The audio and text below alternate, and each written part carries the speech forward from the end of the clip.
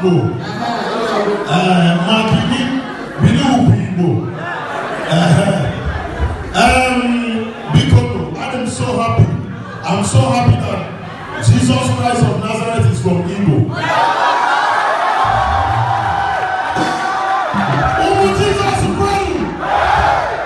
Jesus is ready. After you tell me that Jesus Christ is not an Igbo, why did you pray? Hey!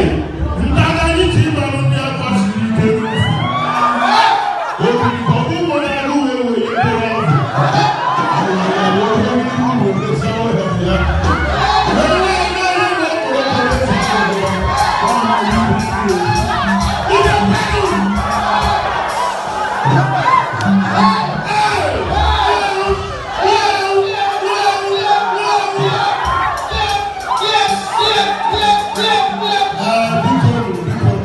We are so happy.